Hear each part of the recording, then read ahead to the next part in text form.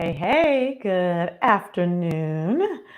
By now, you know who I am, Dr. Maisha, helping docs and medical professionals create businesses from what they already know.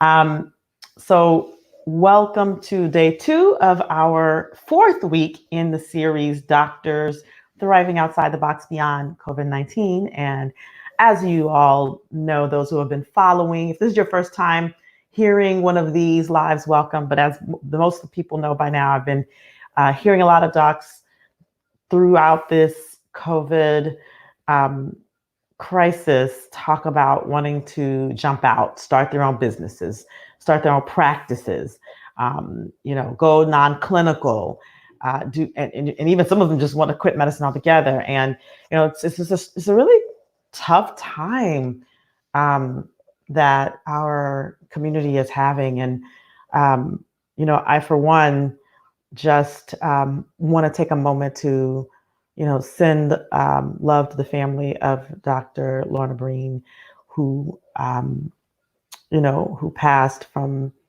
suicide just this week. And so it is a a very challenging time when our community feels so trapped that that these lengths are gone to in order to get out and come away from the pain. And there's a lot of trauma that's happening in our community from seeing so much sickness and so much death. And so, it's actually understandable that docs would want to step out of medicine or step out of the traditional realm of practice. And what I want to say is, as I've been going through this series this week, one thing I haven't talked about, which I'm going to talk a lot about actually next month, is how to deal from a mindset perspective, from an unconscious healing perspective with all that's going on. So, stay tuned. I want to address that as well. This week, I've been talking about primarily strategies and things, overviews and things that you need to think about as a physician or a medical professional if you really do want to take that step and step outside of the box, and we'll continue that. But I just didn't want to let this time pass without acknowledging, and it's not just affecting our docs. There, an EMT took his own life this week as well, and so this is an incredible stress that this pandemic is having on our frontline workers, not only in the medical field, but I know people in other fields who are still on those front lines working and being exposed, and it's not being talked about. So just want to send love out to our frontline workers, and send prayers out to those who have lost loved ones, to the healthcare workers whose lives are lost, either from the direct virus, from the complications of the virus, or from the complications of the stress of working in this mess. So with that, I do want to, move forward, and this is why I created this series.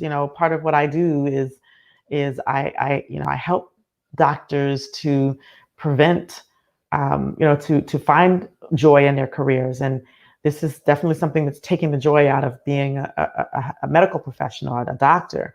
And so I just want to make sure that, the docs who are out there, who are still fighting the good fight, or still on those front lines, that they understand that there are other options. You don't have to leave life. You don't have to leave even medicine completely. And even if you do, there are clinically adjacent ways to utilize your current knowledge to create a career that you both love, that's fulfilling, and that actually is profitable, and that you can actually live on, pay your bills, pay your student loans, all of those things that we acquire in the time that we get this education. So with that, week 1, we talked about telemedicine. Now, if you're just joining for the first time, or if you're just joining this week, you can actually go back and watch the previous week. So there's the telemedicine was week 1, cash-based practices was week 2. Last week, we talked about integrative medicine, And this week we're talking about coaching and consulting. All right. And, I said last week, integrative medicine was my favorite subject to talk about. Well, coaching is my second favorite because, well, guess what? I'm a coach and I love talking about and empowering, especially docs who want to step into coaching or integrate that because it's such a great fit for what we do. And it's surprising to me, and I was actually talking to one of my colleagues about this um, the other day. It's surprising that not more physicians before this had gone into coaching. It's starting to rise in our community, which I think is wonderful. And so I do want to talk a little bit about it for those who have been thinking about it and wanting to jump into it. So yesterday we talked a little bit about coaching versus consulting. We distinguished the two, coaching being the I'm going to hold your hand, consulting being the I'm going to give you the advice. And today we're going to talk a little bit about what it takes to be a coach. So the first thing I'll say is that, we have a certain way that we approached being a doctor in our education, and you cannot approach being a coach like you approach being a doctor. It's a different skill. It's a different industry. It's a completely different animal. Now, with what we do as physicians, we give advice, and the peer coaching model is really allowing the client or the patient to discover the answer for themselves, to be empowered in discovering the answer for themselves and being in the exploration of that process. And sometimes there is brainstorming, and sometimes there is suggesting. But if the client is really, really stuck and they have no idea, or if it's truly in a blind spot and there's a reframing, there's all types of various techniques that we do as coaches that allow the client to discover and bring the client into the light bulb moment of whatever they're dealing with. In my case, it's the career, it's business. So now sometimes, the brainstorming actually helps to increase the creativity. And then there are certain techniques that we employ to actually help them get there as well. So so some people think that coaching is the same as motivational interviewing, and it's not that. It's not necessarily motivational interviewing, although there can be a component of motivational interviewing inside of coaching. And so there are a lot of similarities, but there are definitely some differences. Coaching tends to be a way of listening and collaborating from a place of objectivity with no agenda. And in the pure coach model, there's really no giving of advice because, like I said earlier, advice is sort of what we do as physicians, and that's what consultants do as well. They advise, and then they give the strategy. However, there are some hybrid models of coaching. Coaching and mentoring is what basically I call it. Coach mentor hybrid type models where there is some mild advising or suggesting of resources or sharing of resources. So you want to get that, the pure coach model is there's no advising, there's only discovery. And then there are models that are sort of hybrid models. Like I run in my business coaching, I run sort of a hybrid model. There is the discovery aspect, and then there is the mentoring aspect as well. All right, so that's kind of how I do it. And when I was in my integrative medicine practice, it was a pure coaching model. I ran a pure coaching practice inside of my integrative medicine practice when coaching was called for. And even when I was in the burnout space, it was more of a pure coaching model that rather than a hybrid model. But in the business coaching space, in the entrepreneurial marketing, there is some advising, there is some mentoring, but it is based on the discovery process that happens that is of the agenda of the person that I'm coaching. So it's important to know, because you will interact with coaches who have different styles. And as you become a coach, if you choose to train as a coach, then you actually will be trained in a particular style, and as you get practiced and good at it, then you'll develop your own style. All right. So now the best coaches, they actually develop a keen ability, and this is very important, to listen behind the words and recreate their clients in a way that has them feel heard and completely gotten, while at the same time helping them move the needle forward, pushing them forward, asking powerful questions, seeing where they're stuck and reflecting that and pushing them forward, helping them create faster, deeper, and more profound results in their lives. That's what coaches do. So depending on what you as a coach want to, um, want to, you know, coach on, or what the problem that you want to solve, the transformation that you want to give, you interact in that way that helps your clients create those faster, deeper, and more profound results. All right. One other thing that coaching is not, coaching is not therapy. It's not small talk. It's not cheerleading. It's not advising, as I've said earlier. I talked about the hybrid coaching models, and there there's an education. There are different various educational pathways to consider. We're going to talk a little bit more about the educational pathways in tomorrow's live. Live. All right. So now one more thing I want to talk about, that is a big question, is how to narrow down your coaching niche, right? How to narrow down your coaching niche.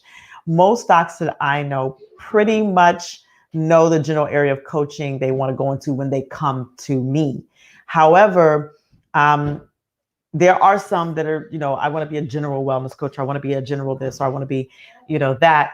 And because the arena of coaching is growing so quickly, and it in some niches it's becoming even saturated.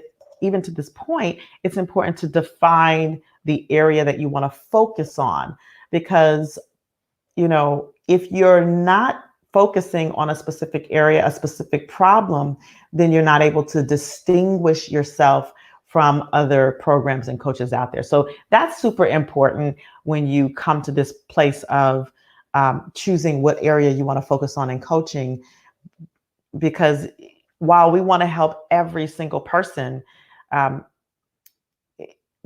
unclear, generalized message will make it more challenging for people to choose you, because they don't know what the heck you do. You don't know if you actually solve their specific problem. So in essence, you just want to get clear about the problem that you solve. Then you want to verify, does that problem need solving for the people you want to solve it for? And of course, you got to be clear about who you want to solve the problem for. All right. And this is one of the things that, I do inside of my masterminds. I help, this makes a huge difference with them, because when they come and they're unclear, it's hard to see the potential success of the business itself. But when you get super clear about the problem you're going to solve and the transformation you're going to provide, it actually makes it easier to create the messaging that will attract your ideal clients. Okay. So unclarity breeds unclarity, which leads to little or no results. All right. So now, this first day we talked about of a lot, covering coaching, but coaching is a very big subject to cover. And obviously, the time that I have on these day-to-day lives, I can't cover it all. But I will say that I am covering a little bit more on coaching this Thursday in my webinar, Coaching, Consulting, and Cash-Based Practices. So I'll drop the link in the comments for those who want to join me. And, you'll hear a little bit about what I have to say about what you need to be thinking about when transitioning into these types of practices as a doctor or as a medical professional. When I say that, I mean dentists, doctors, dentists, pharmacists, nurse practitioner, whatever, PAs who are transitioning into coaching models, whatever it is, wherever you start from, if you're wanting to transition out of that traditional clinical pathway into something a little bit more non-traditional, whether it's clinical, clinically adjacent, or even somewhat non-clinical. That's what I'll be overviewing on Thursday. So I'll drop the link in there as well. So now, post your takeaways. What did you get from this episode? We talked about a lot. There's a lot of information today. First of all, what problem do you want to solve, right? We distinguish what coaching is and what coaching is not. Who do you want to solve the problem for, and what is the area of focus that you want to do? All right, so post in the comments. I want to know what actions will you take to move the needle, and one of those actions could be scheduling a strategy call with me. If you know you want to start your coaching practice, consulting practice, or any other of the things I talked about this week: telemedicine, integrative medicine, cash-based, direct primary care. If you know you're serious about it, one of the actions you might take today is to schedule a free strategy call with me. And you can do that by going to drmaisha.com/meet me. And it's on the screen, but it's not clickable. So you got to actually put it in the URL and it'll take you to my calendar. All right. And I also invite you to check out our MedE University's Business by Design membership. So those you're starting your business and you want a little bit more structure around the startup, the marketing, the sales. I've taken my entire curriculum that I typically only use with my masterminds and my private coaching clients, and I've put it in this this membership house inside of a low monthly investment. And you can actually get a 7-day free trial by going to medeu.nextlevelphysicians.com. All right. So remember to like and comment and share this video. If you're with me live on YouTube, go ahead and subscribe so you can stay updated on the future lives and other videos that I come out with on a regular basis. Regarding business tips and marketing tips and behind the scenes content creation, all types of things that I love to cover in this domain, as well as mindset. And tomorrow we're going to talk a little bit about the types of coach training programs, the various accreditation entities, what you should and should not be considering when thinking about doing a coach certification program. All right. Thank you all for listening as always. And I will see you all tomorrow on the live. Y'all have a great rest of the day and stay safe, and sending prayers out to all of those on the front line. All right. See you tomorrow. Namaste.